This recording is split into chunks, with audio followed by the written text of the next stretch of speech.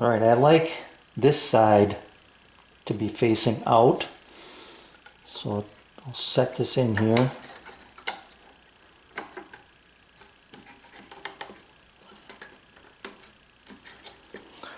The other thing I did was erase my old marks.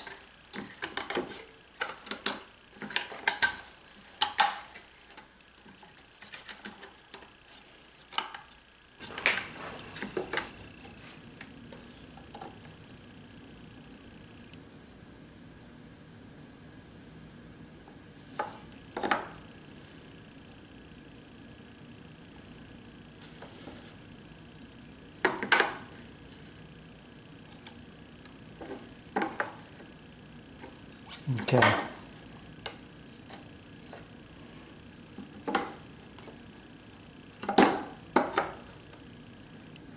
Alright, right there is where she belongs. I'm going to make X's on this side to make sure this stays this way.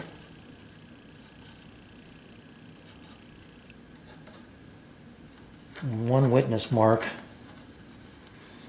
Make sure these go together that direction.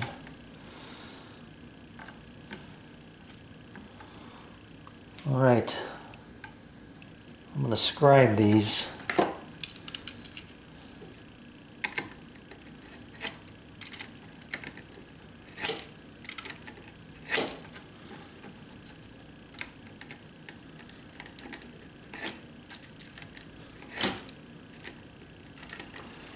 Alright, I got my router set to full depth, or nearly full depth I should say. It's just a fraction short of it. I took the time to mill up a piece here, a stick that's the same depth as my rabbit here. That keeps me from tipping. And I also took the time to scribe the depth of cut this way, and the outside lines in both directions. So I think I'm ready to go here.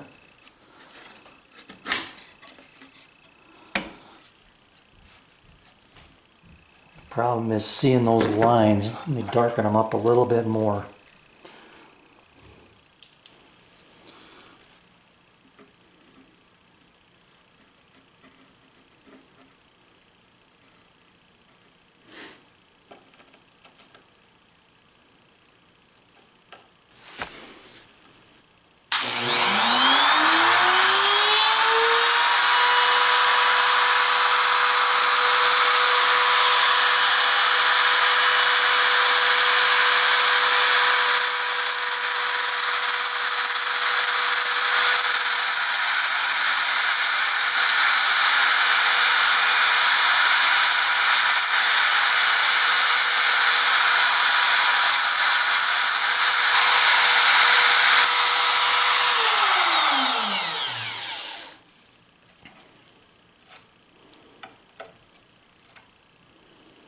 Okay, I'll do the other side.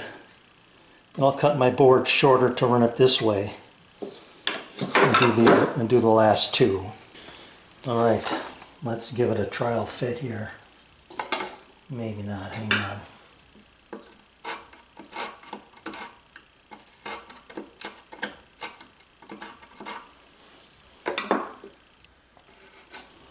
Alright.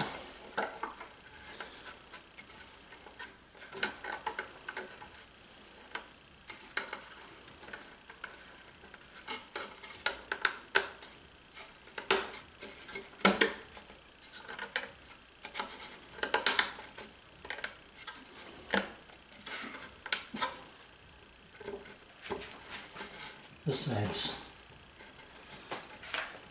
not going.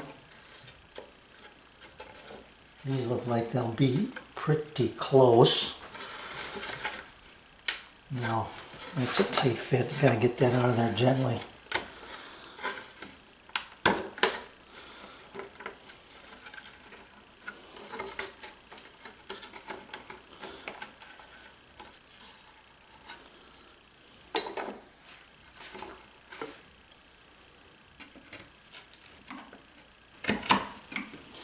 Alright, it didn't take too much longer. Basically, as I was playing around with it, I kind of discovered that I just needed to get those corners cleaned out. And I am just barely above the surface. I'm gonna live with that. That is no big deal in my book. I mean, that's just a couple thousandths. So I like the way that fits.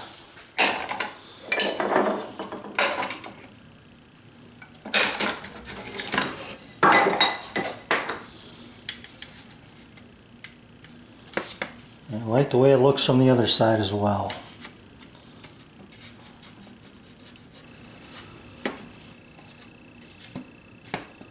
He's getting close. So the next thing to do is to attach the basket, I'll call it.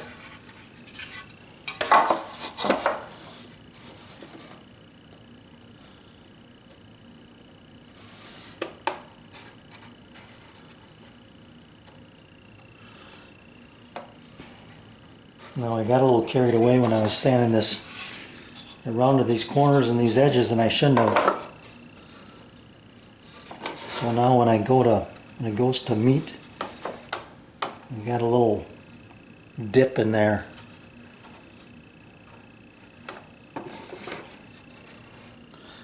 So I think what I'm going to try and do here is get a couple of small dominoes in here. Maybe 2, 4, maybe 6 if I can. And then we'll go to work on there's a piece of molding I want to put across the top here. Alright, I got it fastened with 4 dominoes. And I thought I'd do a couple on the bottom, but I really can't. What I need to do is be able to slide this up to butt up to this joint here. And I can't do that if it's located on the bottom here. I'm just going to rely on a glue joint here. There's no, I mean, this thing's not going to be going anywhere. There's no weight on it, really no pressure. So I'm not concerned about it. The mechanical fastener of those dominoes along this side, both sides, will do the trick. So one thing I should show you here is I used the tight setting on these two and the loose setting on these on the back piece when in retrospect. I did this one first when, you know, thinking about it. This should have been tight and it should have been loose in the basket. But this is against the wall. You're never going to see it, so I'm not going to be concerned about that. So I've got some sanding to do and some glue up. I've got to get panel glued in, glue in my frame, sand everything, and then I'll glue this together. But it's going to be easier to sand this frame without the basket. So I'm going to do that and then clean up. I can see all the mess in the background here. Got to get things put away, cleaned up, and then I'll be good to go. Should have shown this to you too. I had to shim my domino with a credit card and a business card, and then double-sided tape between those. So 2 pieces of tape, business card, credit card, and that got me where this cutter got reasonably close to the middle of those small pieces. Let me show you here. So that's where I landed with the cutter. Alright, a little sanding tip here, I guess. I'm going to leave the back edge sharp, but this front edge, I want to take the edge of it off. I want to take the edge off. I just got a credit card, piece of stick it 150 to it, and that lets me get really in tight here.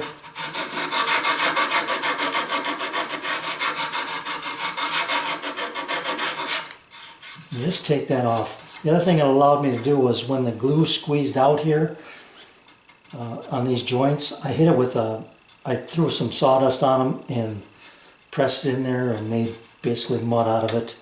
Then came in here and pulled it out this way, like that, and then was able to sand in this direction this way here. And if you hold your finger or your thumb just right, you can get really close to that edge without putting a scratch in it. So that one's done.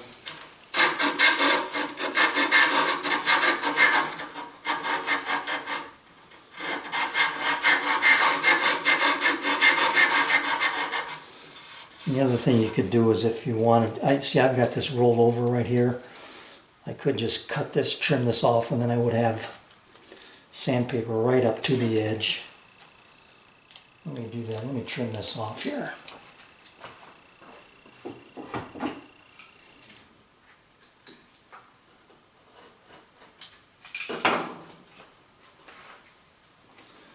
So there, that gives me the ability to get right up in here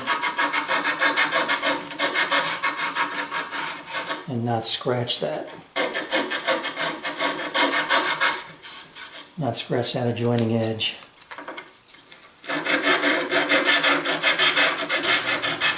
found a piece of molding that I had made for my bedroom furniture in my scrap pile.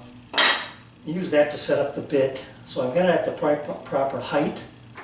I just need to move the fence back to take more of a bite out of it until I reach my 0 point, which is the bearing.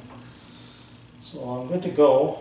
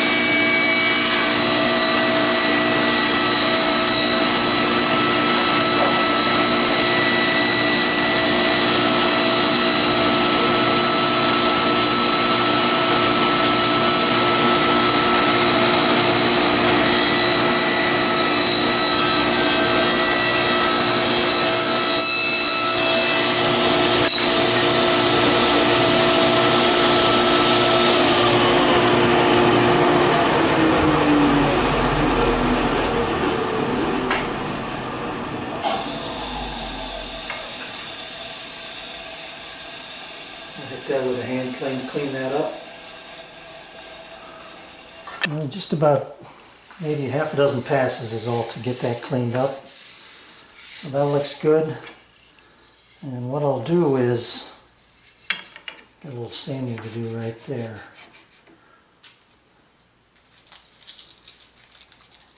I'll cut my main piece, leaving enough on either end to re-miter them to make the returns.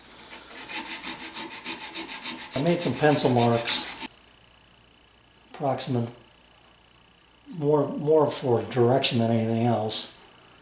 And I'll leave those lines, and I'll just do these at my miter saw. And then I'll come back the other direction to make the returns. So before I put the molding on, which I've got ready to go, this is going to be half of it, or 2/3 of it, and the other one will get glued on here. Oops, this way. I glued these two pieces together because it was a good fit, and I'm not relying on that glue to hold that joint. I'm going to rely on this glue here to hold that, and then I'll glue the other piece on on the end. Flush those up. But the reason I've got this up here is that I went up and robbed the old, or took a piece off the old cubby up there, and I'm going to mount this on the back, and I'm going to put it on about 10.5-inch centers. The old one was 5-inch centers. I couldn't go, you know, wider and keep it in here, but I want to put it as far outside as I can. So I'm going to shoot for about the middle of the style here on both sides. And this thing measures 29.6 millimeters. It's a little over 1.125 inches. I thought I'd get by with 1.125 bit, but lucky for me I have a 30 millimeter bit. I don't know why, but I have one. And that's what I'm going to use to drill my countersink hole here. And it's just barely below the surface. And then drill a couple of overlapping holes here for the nails to take a bite, I guess. So that's my plan. And I want to do that before I get the basket on here and the molding. So I can still do this while this is a flat piece.